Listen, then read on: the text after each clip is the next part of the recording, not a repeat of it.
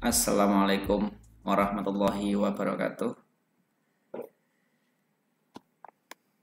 Selamat pagi semuanya anakku yang diberkahi oleh Allah. Alhamdulillah, pada kali ini Ustadz ingin mengulas ulangan harian yang kemarin sempat kita laksanakan ya, walaupun daring, akan tapi kita tetap menggunakan CBT ya. Langsung saja Ustadz ingin masuk di e-learning. Baik, di e-learning saya sampel di kelas 11 MIPA 1. CBT. Ustadz ingin melihatkan. Nah ini ya, yang pertama, dalam kehidupan bermasyarakat tentunya ada berbagai tetangga dan karakternya beraneka ragam.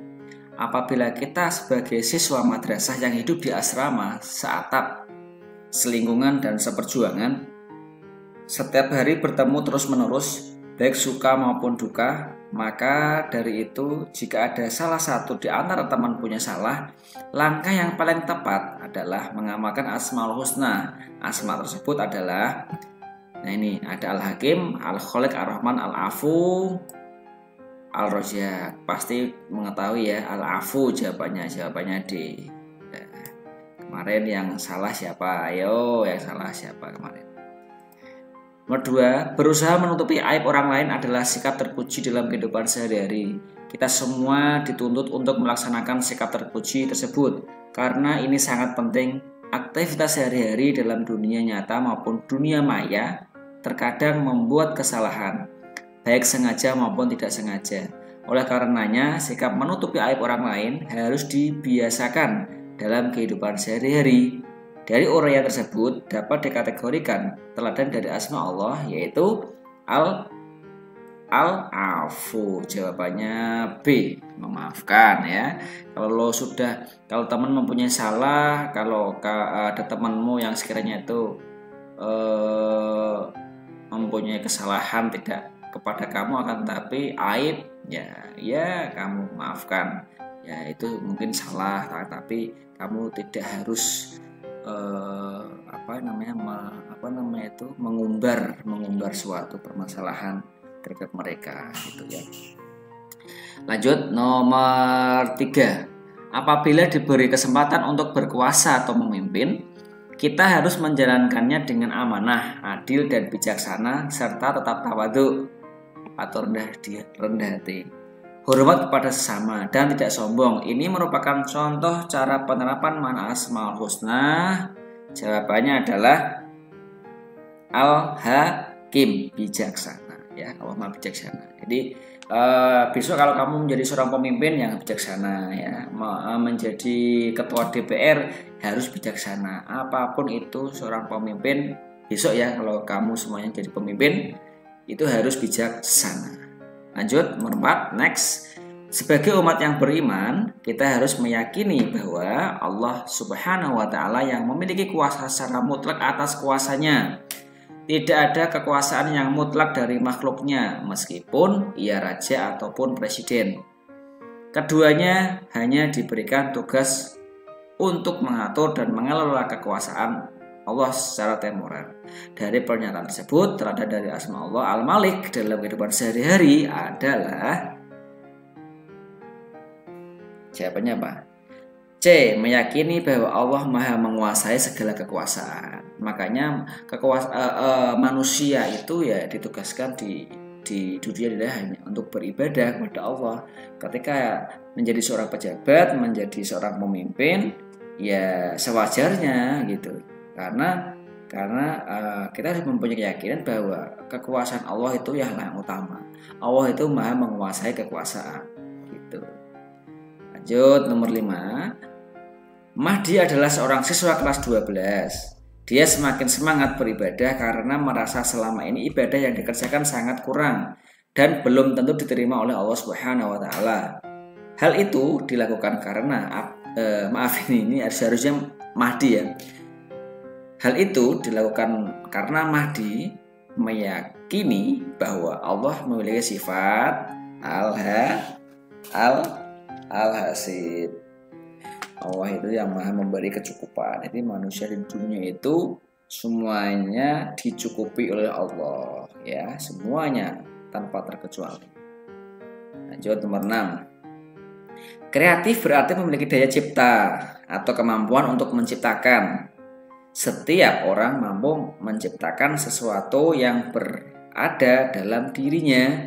Contohnya mobil SMK yang dibuat oleh anak-anak Indonesia. Dan inovatif berarti memperkenalkan sesuatu yang bersifat pembaruan atau kreasi baru. Inovasi di sini menunjukkan bahwa adanya upgrade pada bagian-bagian kreasi sebelumnya menjadi kreasi baru. Contohnya lampu-lampu jalan yang dulunya dialiri listrik dari PLN sekarang banyak dialiri oleh tenaga surya. Bisa disimpulkan bahwa kita harus hidup kreatif dan inovatif. Dengan adanya kreatif dan inovatif, maka kita meneladani asma Allah yaitu Al-Khaliq. Itu jawabannya C. Karena Allah yang Maha Pencipta, begitu ya. Saya yakin kalian semua itu mempunyai daya kreativitas maupun inovatif terhadap sesuatu luar biasa gitu. Makanya kembangkan. Lanjut nomor 7. Sifat bijaksana merupakan selalu menggunakan pengetahuan dan pengalaman serta pandai berhati-hati apabila menghadapi kesulitan dan sebagainya. Sifat ini tidak bisa timbul jika seseorang tidak memiliki keluasan dan kedalaman berpikir. Dari pernyataan tersebut cocok dengan meneladani sifat Allah yaitu apa? Al-Hakim. Jawabannya E, yang maha bijaksana, ya. Karena orang bijaksana itu tidak mudah, harus mempunyai pengalaman dan pengetahuan yang tinggi, yang dalam. Tidak boleh memutuskan secara dini gitu ya. Apapun itu dipikirkan secara mendalam. Itu nanti akan mengeluarkan kebijakan-kebijakan yang sangat bijaksana, ya. Lanjut nomor 8. Miftah seorang yang berkulit putih. Ia juga anak seorang pengusaha yang kaya raya, namun ia bergaul dengan siapa saja di sekolah tanpa membeda-bedakan warna kulit dan latar belakang ekonomi. Hal itu berarti mengindikasikan bahwa Miftah menerapkan sifat ta'aruf, saling mengenal, tafahum, saling memahami, takaful itu berarti tentang syariah, tentang syariah ya, syariah ekonomi. Tawadu itu rendah diri. Tasamuh itu berarti memandang sama, ya, seperti itu. Jawabannya E, tasamuh. Lanjut nomor 9. Kehidupan masyarakat yang beragam bentuknya baik dalam suku dan agama memerlukan peranan tenggang rasa atau toleransi ya, tenggang rasa. Misalnya saja ketika seseorang menjalankan ritual ibadah menurut kepercayaan agamanya, maka sudah sezogyanya kita memberikan perlindungan dan kebebasan kepada dirinya. Dari kalimat tersebut dapat ditarik kesimpulan bahwa contoh dari sikap tawasud, tasamuh, musyawarah, toleransi, ukhuwah. Nah, ini ada yang sama ya, tasamuh dan toleransi. Ya, tapi jawabannya yang B gitu. Tasamuh jawabannya yang B ya. Jawabannya B. Walaupun toleransi itu iya, tapi kunci itu yang B ya. Misalkan kalian menjawab yang D, aslinya juga betul, tapi nanti ada poinnya ya. Kalau misalkan nanti dianalisis kok jawabannya kamu D, berarti saya tambah nilainya gitu. Tasamuh dan toleransi sama, tapi kuncinya adalah tasamuh. Terus lanjut nomor 10.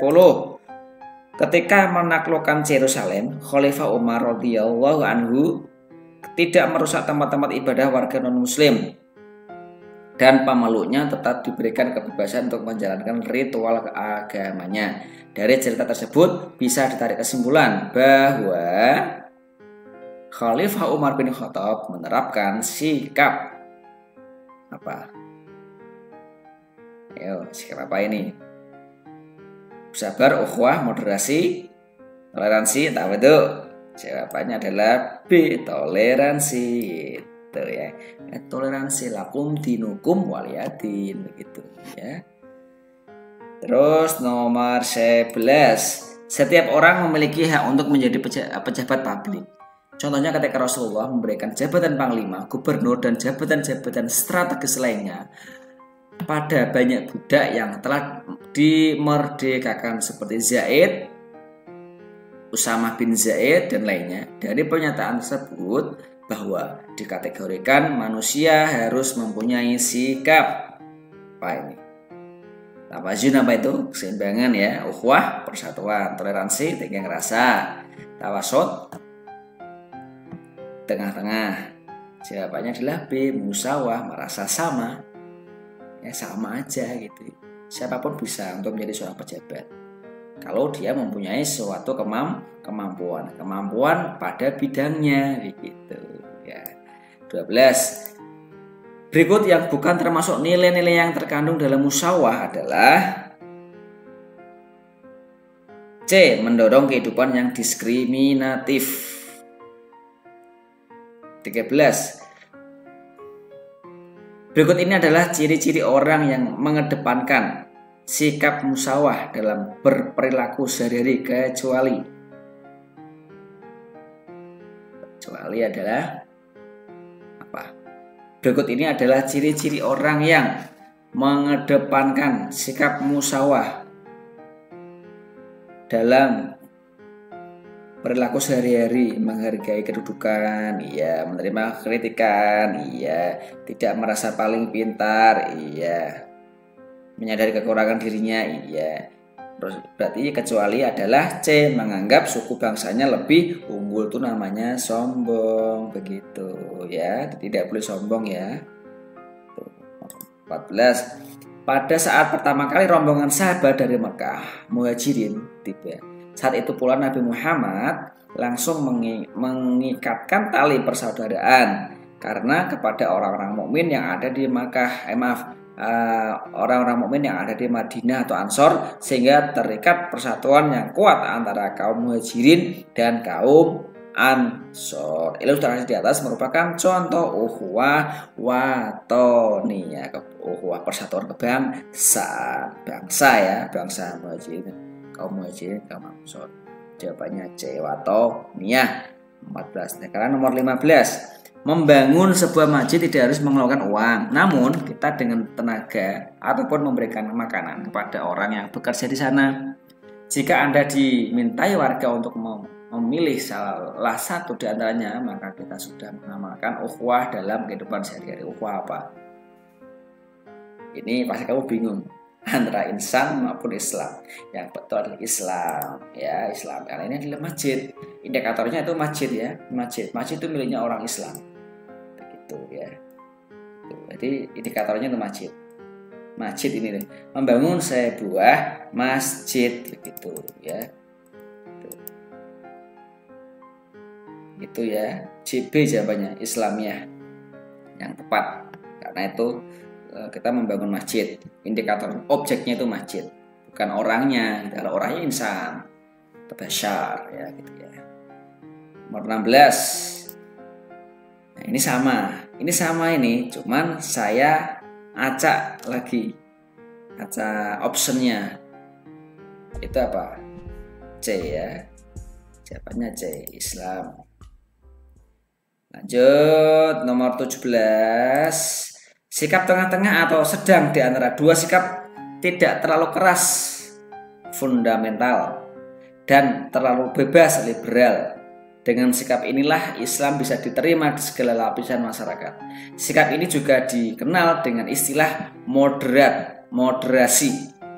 Ya, kata moderasi sendiri berasal dari kata bahasa Inggris moderation, ya, moderation, yang artinya adalah sikap sedang atau sikap tidak berlebihan.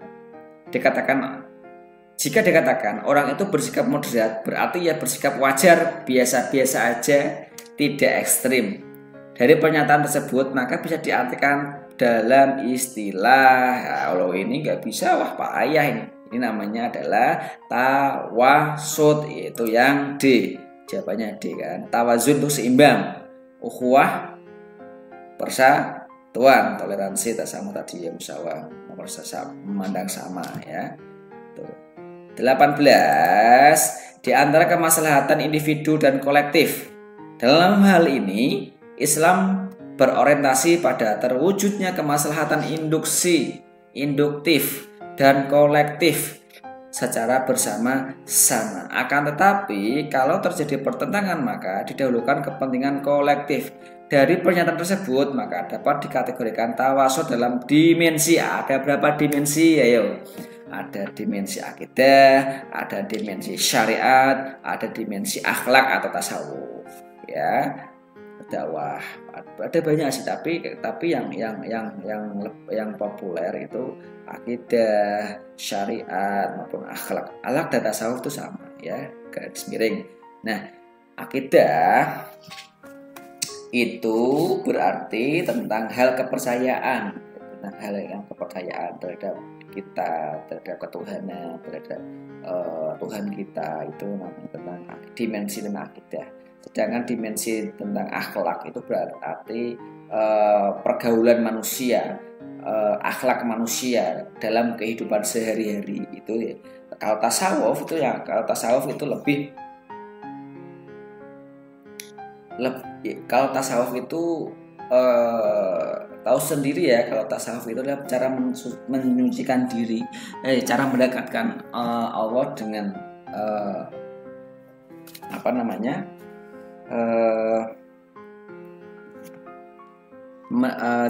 cara untuk mendekatkan diri kepada Allah dengan cara-cara ibadah. Tasawuf ya, ada tasawuf akhlaki, ada tasawuf amali, ada tasawuf falsafi ya. Tasawuf intinya, tasawuf dengan akhlak itu saling berkaitan dengan etika. Kita mau menghadap ke presiden terus menggunakan etika lewat protokoler. Kita mau sholat, kita mau mendekatkan diri kepada Allah, itu berarti kita harus wudhu dulu, bersuci dulu, itu etikanya. Lah, itulah dalam kehidupan sehari-hari. Nah, dalam dimensi ini, di dalam tawasud, dimensi bagi aja pada tasawuf seperti itu. Ya, diibaratkan seperti itu. Nah, makanya apapun itu dalam hal berpikir kita tidak boleh langsung menjustifikasi seseorang ya. Kita bersikap tengah-tengah, tidak kanan, tidak kiri, tapi tengah-tengah. Itu tidak mudah untuk suudon ya. Harus berpikiran yang positif. Itu. Lanjut nomor 19. Konsep tasamuh yang ditawarkan Islam sangatlah rasional dan praktis serta tidak berbelit-belit, yaitu dengan mengenali, menghargai dan terbuka dengan perbedaan. Namun apabila hubungannya dengan keyakinan dan ritual agama, Islam tidak mengenal kata kompromi. Keyakinan umat Islam kepada Allah tidak sama dengan keyakinan para penganut agama lain. Begitu pula dengan ritualnya. Benar atau salah ini? Jawabannya benar. Tasamuh itu kan toleransi ya. Toleransi, saling menghargai. Saya dulu punya teman beda agama, ada kegiatan yang sama di delalahnya itu hari Minggu ya, tapi akhirnya dia itu izin sama saya bahwa maaf ya, saya besok telat gitu. Karena kenapa kok telat? Karena saya mau ke gereja dulu, mau ibadah. Oh ya nggak apa-apa, itulah yang dinamakan kita harus dengan rasa bertoleransi ya, menghargai suatu perbedaan. Perbedaan itu tidak bisa disamakan. Perbedaan itu ya harus dijaga baik-baik, jangan sampai dengan perbedaan itu menjadi terpecah belah. Dengan perbedaan nanti akan muncul sebuah persatuan itu ya. Lanjut terakhir 20, setidaknya 2 persoalan, yaitu satu, ketuhanan antara ateisme dan politeisme. Islam ada di antara ateisme yang mengingkari adanya Tuhan dan politeisme yang mempercayai adanya Tuhan. Islam adalah monoteisme, ya ini paham yang mempercayai Tuhan yang Esa. Manusia di antara jabar dan ikhtiar. Jabar itu apa?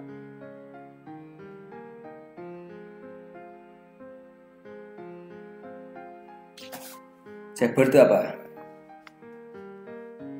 Pengumpulan barang yang rusak ya, jabar ya, itu rusak ya, jabar.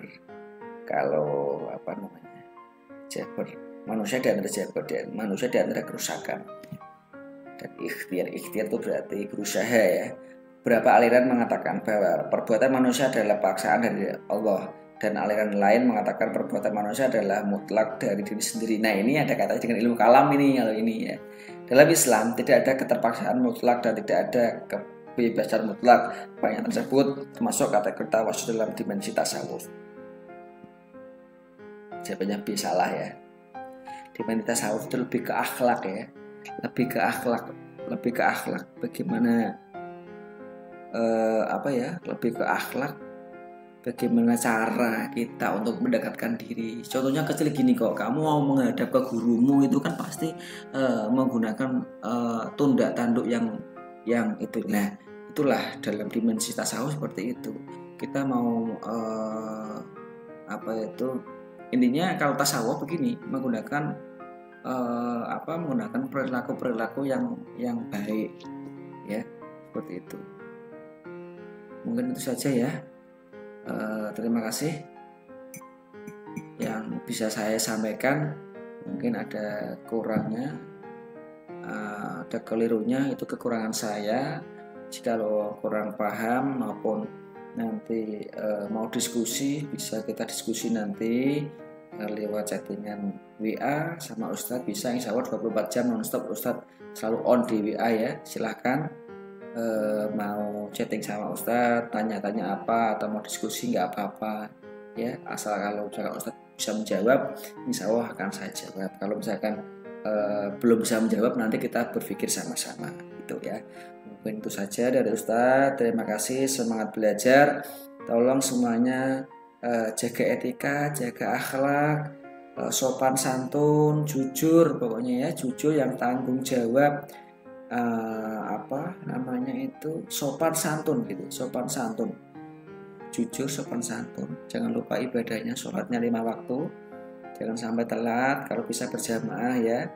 Yang sering puasa silakan puasa dilanjutin. Akeh tirakate, banyak tirakatnya nanti banyak hari-hari kemenangan yang kamu dapatkan. Mungkin itu saja dari Ustadz, kurang lebihnya mohon maaf. Saya akhiri. Assalamualaikum warahmatullahi wabarakatuh.